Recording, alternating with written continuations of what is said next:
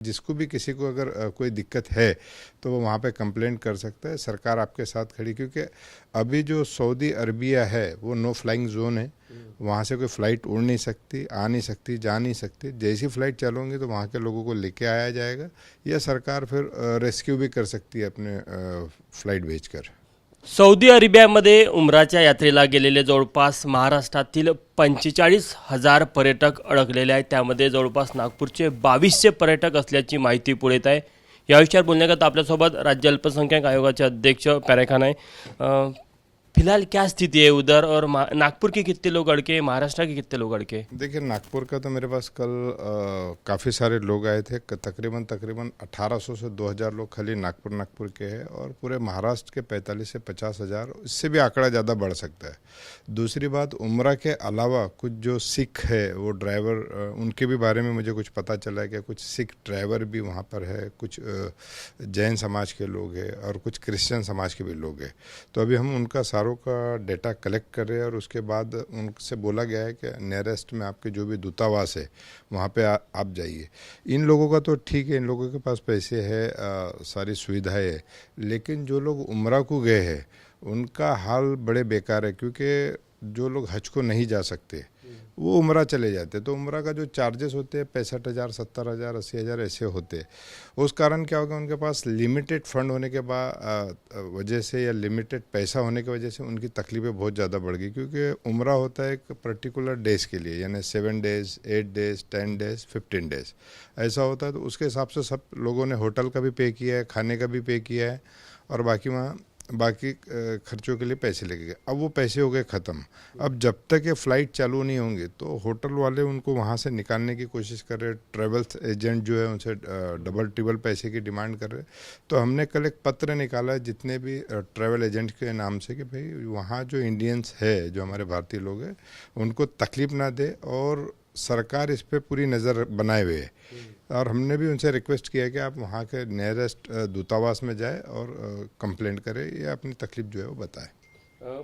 Foreign ministry के through वहाँ कुछ संपर्क किया जा रहा है, क्या बातचीत हुई? हाँ, फॉरेन मिनिस्ट्री के थ्रू भी किया जा रहा है, और हमारी जो महाराष्ट्र की गवर्नमेंट है उन्होंने भी वहाँ पे जितने भी रहने वाले लोगों के लिए एक नंबर एक प्रोवाइड किए, एक वेबसाइट प्रोवाइड किए, एक ईमेल प्रोवाइड किए, कि जिसको भी किसी को अगर कोई दिक्कत है तो वो वहाँ पे कंप्लेंट कर सकता है। सरकार आपके साथ खड़ी, क्योंकि अभी जो सऊदी अरबिया है वो नो फ्लाइंग जोन है। वहाँ से कोई फ़्लाइट उड़ नहीं सकती, आ नहीं सकती, जा नहीं सकती। जैसी फ़्लाइट चलोगी तो वहाँ के लोगों को लेके आया जाएगा, या सरकार फिर रेस्क्यू भी कर सकती है अपने फ़्लाइट भेजकर। इसमें और एक है कि अभी जिन लोगों को पैसे की किल्लत है उनको पैसे का कुछ व्यवस्था करने का प्रावधान हो रहा है? नहीं, देखिए, पैसे का हमने उन ट्रैवल एजेंटों को बोला है कि आप उनकी जो व्यवस्था वहाँ पे जो करवाइए, जिन एजेंटों ने उनको वहाँ लेके गया था। अभी हमारे पास कल रात में एक खबर आई है कि एक एजेंट वहाँ से फ़रार हो गया वहाँ के लोगों को, क्योंकि पैसे का, अभी वहाँ के होटल्स वाले खाने का, रहने का तो पैसा मांग रहे होंगे। तो एक एजेंट वहाँ से उन जो यात्री है उनको छोड़कर फ़रार भी हो गया है। तो ऐसे एजेंटों पर भी हमने ध्यान रखा और उनकी मदद कर रहे हैं। उनकी टूरिस्ट मिनिस्ट्री ने भी एक लेटर निकाला है कि इनको रहने दिया जाए जिनका वीज़ा ख़त्म हो गया।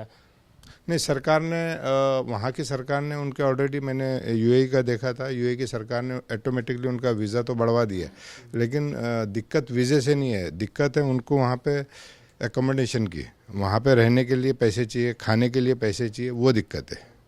तो अभी आप कैसे कोऑर्डिनेट कर रहे हैं, क्या प्रयास चल रहा है? अभी हमने एक हमारे अल्पसंख्यक आयोग की एक एडवाइजरी जारी की है, एक वेबसाइट जारी की, एक मेल का एड्रेस जारी किया, कि भाई जो भी ऐसे लोग दिक्कत है उस पर कंप्लेंट कर सकते हैं, और जो जिसकी भी कंप्लेंट आएंगी हम सरकार से, हमारे महाराष्ट्र के मुख्यमंत्री श्री देवेंद्र फडणवीस जी, उनसे बात करके पूरा डेटा दे के बात करेंगे कि भारतीयों को वहाँ पर तकलीफ नहीं होनी चाहिए। जो परिजन आ रहे हैं उनको किस तरह से आप कह रहे हैं, उनको धीर दे रहे हैं? हम उनको मदद का आश्वासन दे रहे हैं कि भाई हम आपकी वहाँ मदद करेंगे, जो भी है आप वहाँ पे भारतीय दूतावास जो है वहाँ जाइए और अपनी तकलीफ, अपनी समस्या को बताइए।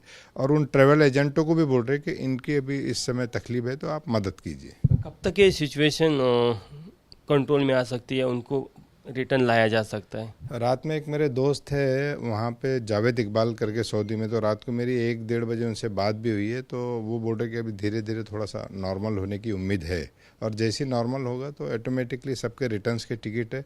सिर्फ समस्या वहाँ पे रहने की और खाने की है, बाकी कोई समस्या नहीं है। अगर मान लीजिए कि सऊदी में अभी भी विमान सेवा चालू नहीं होती तो क्या अलग कोई पर्याय है, बाय रूट और कोई पर्याय अपने पास? नहीं, वो पर्याय नहीं है, बहुत बड़ा कठिन पर्याय है वो, वाया पाकिस्तान, ईरान, वो बहुत मुश्किल है, तो बाय फ्लाइट ही उनको लेके आना पड़ेगा। और वहाँ से हम यहाँ अपनी गवर्नमेंट से रिक्वेस्ट करेंगे कि वहाँ सऊदी गवर्नमेंट से बात करें। मैं किरण रिजिजू जी को भी एक लेटर लिखने वाला हूँ, महाराष्ट्र के जो लोग वहाँ पे फंसे हुए, कि वहाँ की सरकार से बात करें कि भाई जो लोग हैं जो उम्रा को गए हैं उनको वहीं रहने दिया जाए, वहाँ उनके खाने पीने का अरेंजमेंट किया जाए, और जब तक ये नो फ्लाइंग जोन हटता नहीं है तब तक उनको वहाँ रहने की व्यवस्था, खाने की व्यवस्था की जाए। आपण बघू शकतो की राज्य अल्पसंख्याक आयोगाचे अध्यक्ष पॅरेखान यांनी सांगितलं की नागपूर शहरातील जवळपास 1800 ते 2000 नागरिक आहेत जे सौदी अरेबियामध्ये अडकलेले आहे। महाराष्ट्रातील हा आकडा जवळपास 45,000च्या घरामध्ये आहे। तिथे राहणारे जे नागरिक आहेत त्यांच्याकडनं काही मदत मिळत असली तरीही या नागरिकांना पैशाची मोठी चणचण भासत आहे आणि ट्रॅव्हल्स एजंटच्या माध्यमातून यांना कशाप्रकारे मदत दिली जाईल किंवा राज्य सरकार आणि केंद्र सरकारच्या माध्यमातून देखील कशाप्रकारे मदत दिली जाईल याचा पुरेपूर प्रयत्न राज्य सरकारकडनं केला जात आहे। कॅमेरामॅन मिथुन आदमनेसह तुषार कोहळे, एबीपी माझा, नागपूर। एबीपी माझा, उघडा डोळे बघा नीट।